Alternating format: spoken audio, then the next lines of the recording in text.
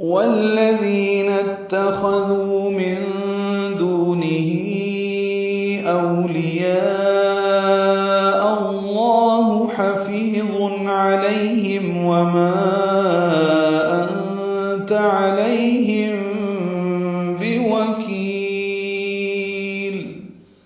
والذین اتخذوا واو لام سے ملا دیں گے، دال نرمی سے پڑھیں گے، ذی یا مدہ ہے، 2 حرکات لمبا کریں گے،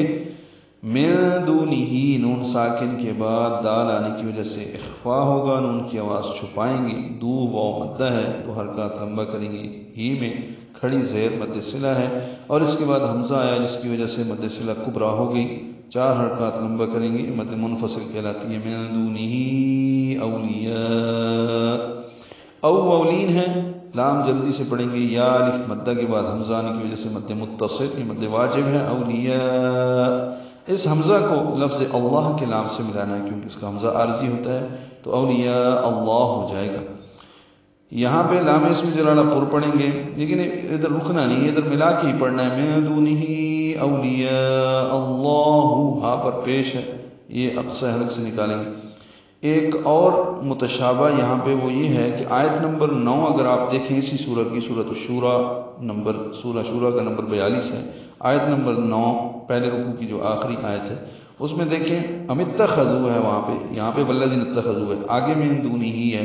پھر اولیاء، وہاں پہ وقف ہے، اور اس کے بعد فاللہ هو الولی آیا ہے، یہاں پہ اولیاء اللہ حفیظ ہے،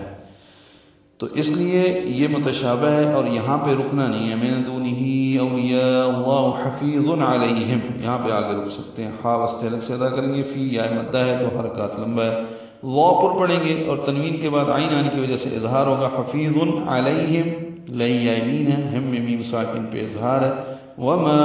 انت بمالک مدہ ہے، اس کے بعد حمزہ آنے کی وجہ سے مد منفصل، انت من نون ساکن کے بعد تا آنے کی وجہ سے اخفا ہے، علیہم لئی یا لین پیچھے پڑ چکے ہیں، میم ساکن ہے، اور اس کے بعد با آئی ہے، اب یہاں پہ دونوں علیہم میں دیکھیں فرق، حفیظ علیہم وہاں پہ اظہار، وما انت علیہم بوکیل، اب میم ساکن کے بعد با آنے کی وجہ سے اخفاء شفوی ہے، بوکیل کاف باریک ہے، اور کاف کو لمبا کریں گے، لام ساکن پہ اظہار ہوگا، دونوں زیریں ختم ہو جائیں گے، ملانا ہو تو بوکیل، آگے واو پر تشدید لائیں گے، ادغام کرنا پڑے گا، ادغام ناقص غننے کے ساتھ، ہم رک گئے اس لیے بوکیل۔